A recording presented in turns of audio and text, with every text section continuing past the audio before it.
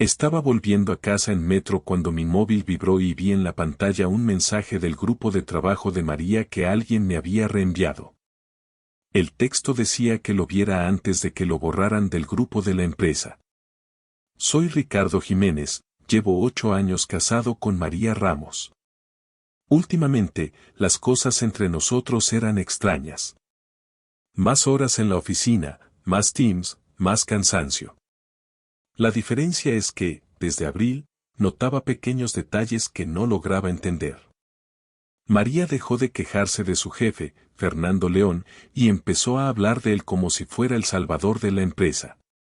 Un día lo mencionó por su nombre delante de mis padres y sus ojos brillaron. Ese mismo día, en el metro, abrí el chat de mi colega Dani, que me había reenviado un mensaje.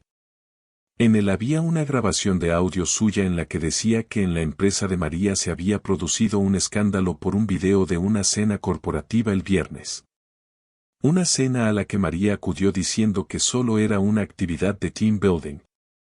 Cuando se fue, me dijo que quizás se quedaría a dormir en casa de su amiga Elena, porque al día siguiente tenían pilates temprano. Me pareció extraño, pero no insistí. Mientras caminaba a casa, con el audio de Dani en pausa, abrí el reenvío del grupo de la empresa de María. Era un video de 30 segundos. El icono de reproducción temblaba porque me sudaban las manos. Antes de darle al play miré la hora en que se había grabado. Casi las 2 de la madrugada. A esa hora se supone que estaba dormida en casa de Elena. Me vino a la cabeza un detalle que había pasado por alto el sábado. María había llegado a casa a las 12 de la mañana con la misma ropa de la cena y olor a perfume mezclado con tabaco. Dijo que no habían dormido nada, que habían estado de charla toda la noche. Se tiró en el sofá y se quedó dormida sin ducharse, algo que nunca hacía. Otra mini alarma que en ese momento se encendió como un foco. Llegué al portal, marqué el código, subí en el ascensor con el corazón latiendo tan fuerte que pensaba que el vecino del cuarto lo oiría.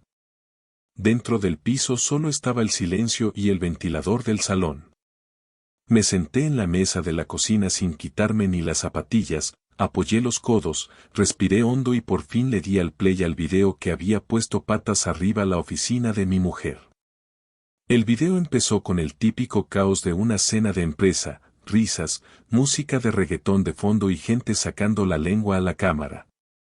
Reconocí a 2 compañeras de María que había visto en fotos de Navidad, una haciendo el tonto con una copa de vino, otra bailando encima de una silla. Todo normal, dentro de lo que cabe. En el segundo 10 el móvil giró y enfocó hacia una zona más oscura del reservado. Ahí fue cuando noté algo físico, como si me hubieran cerrado la garganta con una mano. Vi a María. Vestido negro, el de Nochevieja, una copa de champán en la mano, el pelo suelto, riéndose. A su lado estaba Fernando, el jefe del que tanto hablaba. Traje sin corbata, camisa medio desabrochada, la típica cara de tío que sabe que manda. La persona que grababa gritó algo de que se besaran para el video, típico comentario de borrachos. Yo pensé que María se echaría hacia atrás, que pondría cara de no te flips, que cambiaría de tema. En el segundo 14, sin embargo, vi cómo ella miraba a Fernando, levantaba la copa, brindaba con él y, con toda la naturalidad del mundo, se acercaba y le plantaba un beso en la boca mientras todos alrededor aplaudían. No fue un pico rápido. Fueron varios segundos. Él le cogió la cintura. Ella no se apartó. Te juro que sentí calor en las orejas y frío en las manos al mismo tiempo. Eché el cuerpo hacia atrás en la silla y tuve que apoyar el móvil en la mesa porque me temblaban los dedos. Repetí el video, esta vez fijándome en los detalles. En el fondo se ve a una compañera sacando el móvil para grabar también. Se oye una voz de tío diciendo que al jefe le va la marcha. Otro grita que así se sube en la empresa. Noté un pinchazo en el estómago cuando escuché esa frase. No solo se estaban besando. Encima era un chiste generalizado. Un secreto a voces en una sala llena de gente. Menos yo. Mini clímax siguiente. Pausé el video en el momento exacto en que Fernando tiene la mano en la parte baja de la espalda de María. El tipo no parece especialmente borracho, se le ve demasiado consciente. Ella inclina un poco la cabeza hacia él como quien ya ha hecho eso más veces. No vi rechazo por ninguna parte. Ese gesto me dolió más que el propio beso. No era el beso loco de alguien que se pasa de copas. Era la costumbre. Ahí entendí que no estaba viendo un juego tonto de oficina. Estaba viendo la prueba de algo que venía de antes. Cuando pude respirar, abrí el chat con Dani y le mandé un mensaje preguntando de dónde había salido el video. Me contestó enseguida que esa tarde lo habían pasado en el grupo general de la Offsite, el que María me había enseñado una vez en plan mira qué memes más tontos ponen. Me dijo que a los 5 minutos alguien lo borró y escribió que no era buena idea tener eso por escrito, que a ver si acababa en recursos humanos. Un compañero lo había descargado antes y se lo había reenviado a él, y Dani a mí. Otro detalle que me remató. En la empresa de María había gente preocupada por ocultar el video, pero no por lo que significaba para mí. Para ellos era chisme. Para mí era mi vida. Fui al baño, me miré al espejo y vi la cara de un tipo de 37 años con ojeras nuevas. Me apoyé en el lavabo y tuve una idea que fue el tercer golpe de la noche. Abrí Instagram y busqué las historias del restaurante donde habían hecho la cena, un sitio de moda por la zona de Castellana. Entre fotos de platos y stories de influencers vi una grabación corta con el logo de la empresa de María. Se veía a la gente bailando y, de fondo, a María y Fernando saliendo de cámara agarrados de la mano. Miré la hora. 2:15. En ese momento se supone que ella estaba en un taxi hacia casa de Elena. Mentira. Salí del baño con la cabeza embotada y me fui al salón. Apagué la tele que había dejado de fondo y me senté en el sofá sin encender la luz. Abrí el chat con María. Tenía un mensaje suyo de hacía 2 horas diciendo que estaba reventada, que al día siguiente tendrían que hacer informes del evento. No le contesté a eso. Escribí que al día siguiente iba a pasar a buscarla por la oficina para ir a comer juntos, que tenía que hablar con ella cara a cara. Pausé unos segundos antes de darle a enviar. Luego pulsé el botón y me quedé esperando su respuesta con el corazón acelerado. María contestó al rato que qué sorpresa, que tenía reunión a la 1 pero que podía salir a las 2:30, que comiéramos por la zona. Me puso un emoticono de corazón que antes me habría hecho sonreír y que esa mañana me dio ganas de lanzar el móvil contra la pared. Dormía trompicones, despertándome cada hora con el video del beso en la cabeza. Cuando por fin sonó la alarma, me levanté con la sensación de haber corrido una maratón. Me duché sin pensar, me puse la primera camisa que vi planchada y salí hacia Nuevos Ministerios bastante antes de la hora. Llegué a la puerta del edificio donde trabajaba María 20 minutos antes de las 2:30. Era uno de esos bloques modernos de cristal donde ves a gente con acreditaciones y café en mano entrar y salir todo el rato. Me senté en una terraza cercana y pedí un café que ni toqué. A las 2:25 vi a María salir por la puerta giratoria. Llevaba un ramo de flores en una mano y el móvil en la otra. Eran rosas rojas, envueltas en papel caro. Noté como si me apretaran el pecho por dentro. Ese era el primer mini clímax del día. Cuando me vio, sonrió, pero la sonrisa se le quedó a medias al notar que miraba fijamente el ramo. Se acercó, me dio 2 besos rápidos y dijo que qué detalle que hubiera venido, que tenía hambre. Yo no me moví. Le señalé las flores. Ricardo dije que quien se las había regalado. María respondió que sus compañeras del equipo por el proyecto, que habían alcanzado el objetivo del trimestre. Le pedí que me enseñara la tarjeta. Ella dudó, entonces supe que estaba mintiendo. Al final me tendió el sobrecito blanco. Lo abrí delante de ella. Dentro había una tarjeta pequeña con letras cursivas.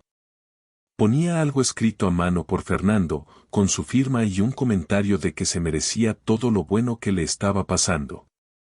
No usó palabras de amor, pero el tono era de confianza total. Yo no era un jefe felicitando a una empleada. Era otra cosa. Le dije que necesitábamos hablar en serio y que no pensaba hacer de pareja feliz en ninguna terraza de la zona. Le propuse ir a un bar pequeño que había en una calle lateral donde sabía que no se juntaría con nadie del trabajo. Caminamos en silencio. Ella dejó las flores sobre la mesa y se sentó frente a mí sin quitarse la acreditación del cuello. Yo sentía el sabor metálico en la boca, como cuando sangras por dentro. Fui directo. Le dije que había visto el video de la cena. Ni siquiera pronuncié la palabra beso. No hizo falta. Vi cómo se le cambiaba la cara en un segundo. Primero sorpresa, luego miedo, luego una especie de cálculo rápido de daños. Bajó la mirada. María dijo que era una tontería de la fiesta, que todo el mundo iba muy borracho, que se habían besado todos con todos, que no significaba nada. Le respondí que había visto el video más de 10 veces y que ahí no se veía a nadie más besándose así, que eran ella y Fernando, que no parecía un juego. Segundo mini clímax. Se le llenaron los ojos de lágrimas, pero no lloró. Empezó con las excusas. Que llevaba semanas agobiada, que Fernando la entendía mucho en lo profesional, que él también lo estaba pasando mal con su matrimonio, que el ambiente de la consultora era una mierda, que necesitaba sentirse valorada. Yo la escuchaba y cada frase me alejaba un poco más. Le pregunté si era la primera vez que pasaba algo así. Ahí se hizo un silencio largo. María respondió que habían tenido alguna tontería más, que una copa de más en otro evento, que mensajes un poco subidos de tono, que ella tampoco quería aquello, que se le había ido de las manos. Ese momento fue la tercera mini sacudida de la conversación. Ya no era solo ese video. Eran los meses que yo hacía la cena mientras ella contestaba mensajes con cara de adolescente enamorada. Eran las noches que me decía que estaba agotada y que se quedaba dormida con el móvil en la mano. Eran los sábados de supuestos cafés con Elena que ahora sonaban a otra cosa.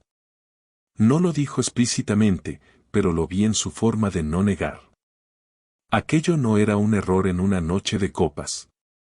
Era una historia.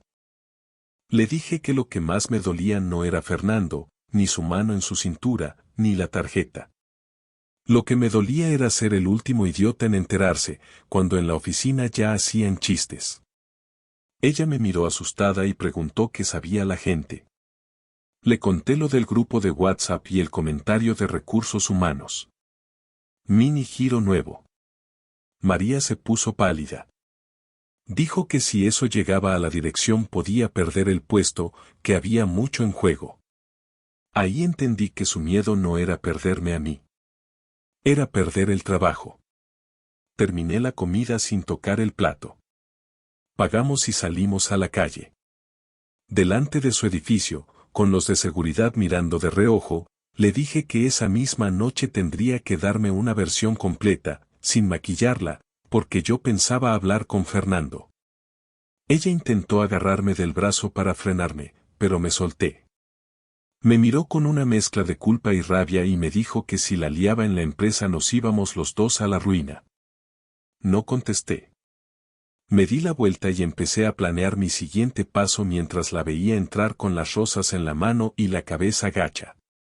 Volví a casa andando para despejarme, pero cada semáforo me parecía una trinchera. Tenía dos objetivos claros. Uno, que María enfrentara las consecuencias de lo que había hecho. 2. Que Fernando no saliera de rositas usando su puesto para jugar con la gente. No quería acabar detenido ni salir en sucesos, así que tenía que ser algo frío y legal. Me senté en el escritorio, abrí el portátil y revisé el video otra vez, esta vez con cabeza de ingeniero. Número de gente que se veía, posibles testigos, hora, lugar. Empecé a anotar todo. Primer mini clímax de esa tarde. Me metí en LinkedIn y busqué a Fernando. Perfil perfecto de directivo español de 40 y pocos, máster caro, foto en traje, sonrisa de anuncio. Entre sus contactos públicos encontré a una persona que tenía el mismo apellido que él y la misma ciudad en el perfil. Intuí que era su mujer o su hermana. Seguí tirando del hilo en redes. No tardé mucho en confirmar que era su esposa, con 2 hijos pequeños, fotos de comuniones y escapadas a la sierra. Me dio un vuelco el estómago pensando en esa familia que no sabía nada del video de la copa de champán. Segundo golpe. Abrí sesión en mi correo personal y redacté un mensaje anónimo para el buzón de denuncias de la empresa de María, que estaba en su web corporativa. Expliqué que un directivo había tenido comportamientos impropios con una subordinada durante un evento de empresa, adjunté el video y detallé la hora y el lugar. No mencioné a María por su nombre, pero se veía claramente. Dudé un momento, no te voy a mentir.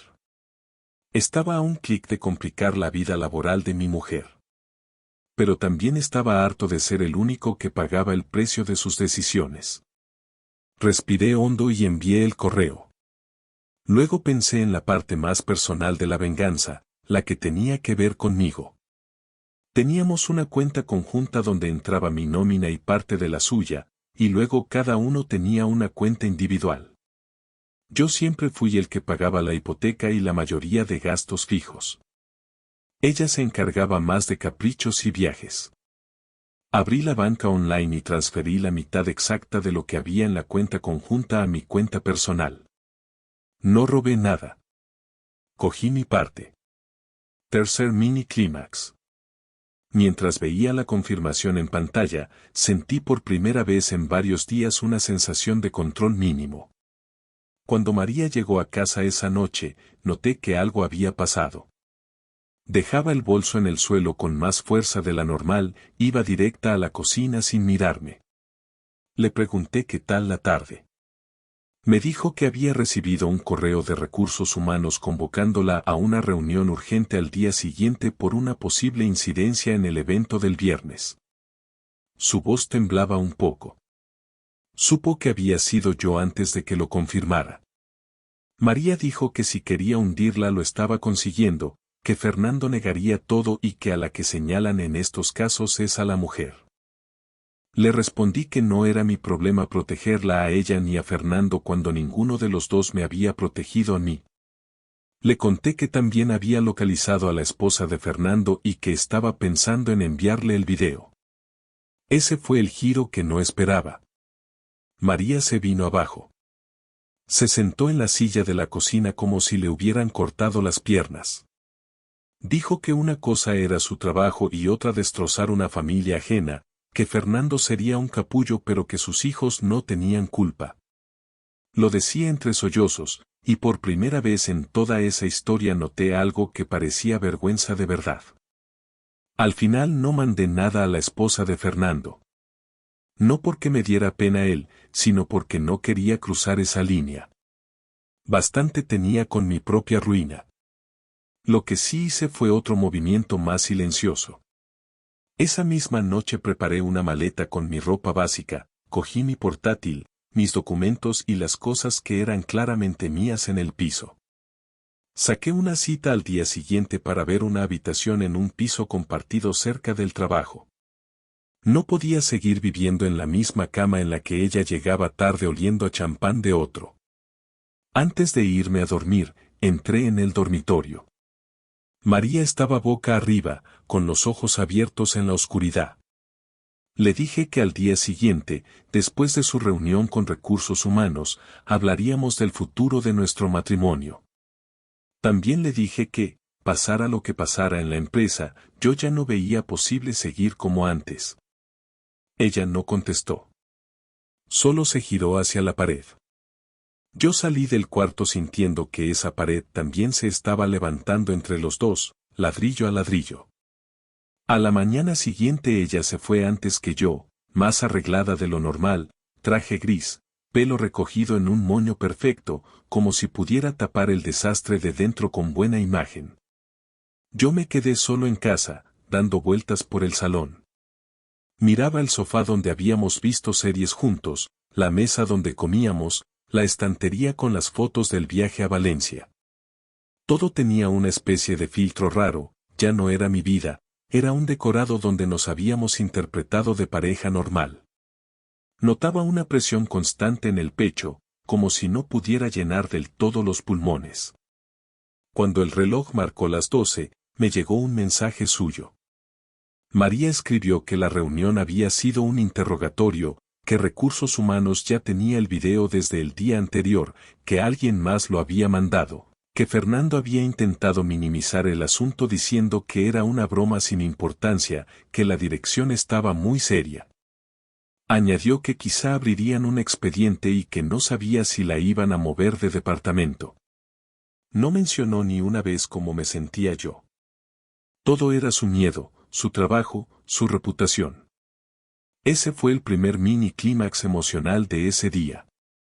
A las 7 de la tarde entró en casa despacio, como si fuera una invitada.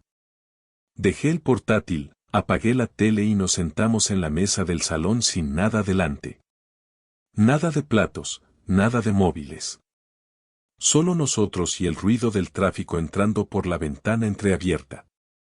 Le dije que quería que me contara todo, desde el principio, no solo el resumen rápido para quedar bien.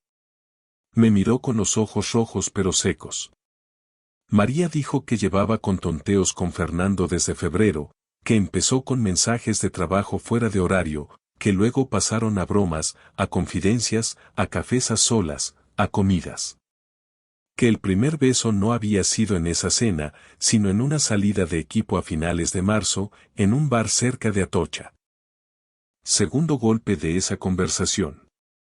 Admitió que habían ido 2 veces a un hotel al lado de la Castellana a mediodía, mientras yo estaba en mi oficina y pensaba que ella estaba en una reunión con clientes.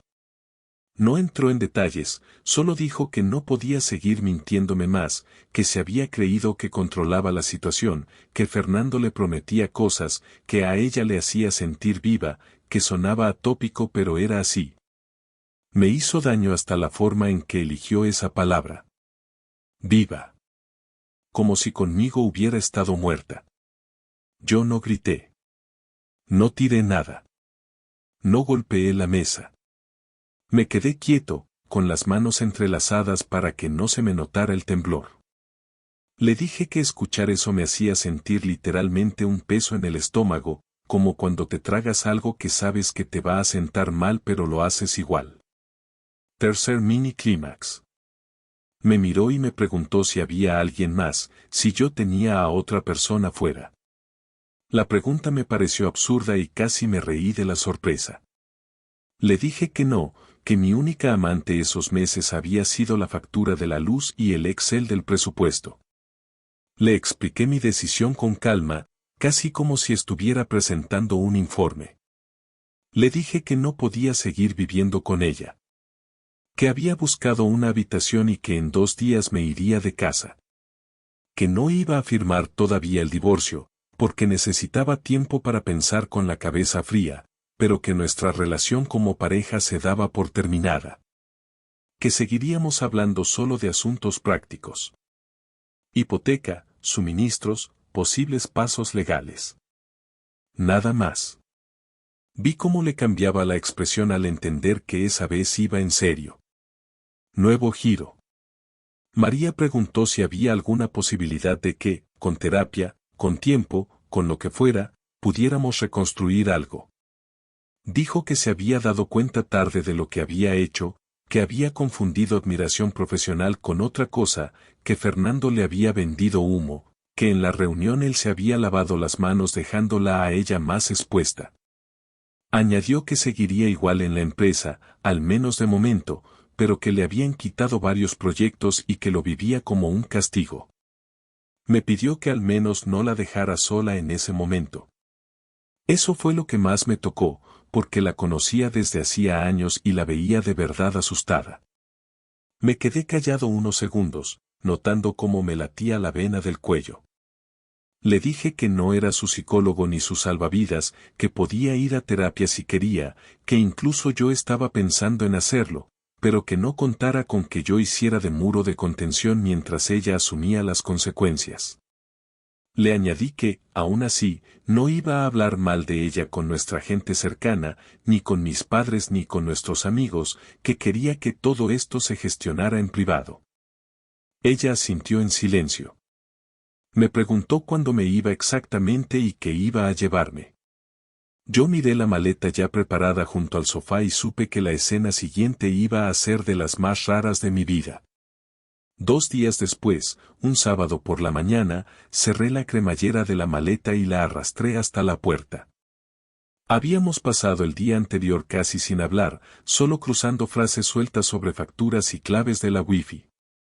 En la nevera seguían pegados con imanes los imanes de sitios donde habíamos estado: Sevilla, Lisboa, Asturias. Me fijé en uno que compramos en Cádiz la última Semana Santa.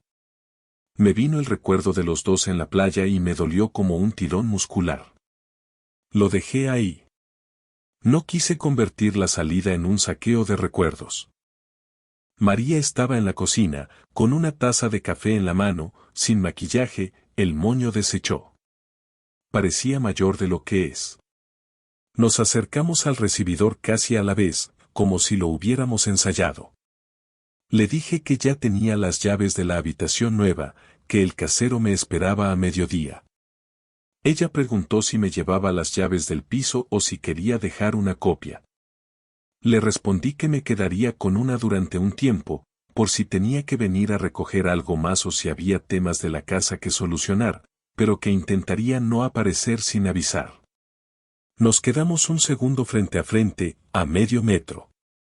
No nos tocamos. Le dije que, pese a todo, esperaba que saliera bien de la movida del trabajo, que nadie se merece que su jefe aproveche su posición para mezclar las cosas así. Pero también le aclaré que esa comprensión no significaba perdón. Que para eso hacía falta algo más que 2 semanas de lágrimas. Le hablé con sinceridad. Le conté que en esas 3 semanas, desde el video hasta ese momento, había descubierto una parte de mí que no conocía, la que es capaz de actuar en frío mientras por dentro todo tiembla. Que no me gustaba lo que había tenido que hacer, pero que si no me defendía yo, no lo iba a hacer nadie. Los días siguientes en el piso nuevo fueron raros. Compartía casa con un profesor de instituto divorciado y una chica que trabajaba de enfermera y había visto de todo. Cuando les dije por encima que me acababa de separar, no preguntaron detalles. Me limité a ir al trabajo, volver, hacerme la cena y contestar correos del banco y del abogado para informarme de los pasos legales. Cada tanto, mi móvil vibraba con mensajes de María contándome actualizaciones de la empresa. Que Fernando había sido trasladado a otra sede, que a ella le habían dejado seguir pero con un plan de seguimiento, que el ambiente era tenso. Yo respondía con monosílabos o no respondía. En menos de un mes desde aquel trayecto en el metro mi vida había cambiado por completo. Ya no dormía en mi cama, ya no tenía a nadie al otro lado del sofá, ya no escuchaba los talones de María por el pasillo al salir corriendo al trabajo. A cambio tenía algo que no esperaba. Espacio mental. Silencio para pensar qué quería hacer después. Empecé a plantearme volver a estudiar, cambiar de empresa, incluso irme a otra ciudad. No lo decidí ahí mismo, pero por primera vez en mucho tiempo esas ideas no me parecían una locura. No voy a fingir que de repente me sentí mejor. Hubo noches en las que me desperté sudando con la imagen del beso en el reservado, otras en las que casi marqué su número para decirle que volviéramos a intentarlo solo para no sentirme tan solo. No lo hice. En lugar de eso, apunté en una libreta cada vez que me venía a la cabeza esa idea. Verlo escrito me ayudaba a no actuar por impulso. Si me preguntas qué saqué de todo esto, aparte de una úlcera posible y muchas horas de no dormir, te diré algo simple. Aprendí que confiar en alguien no significa hacerte el ciego cuando las piezas no encajan.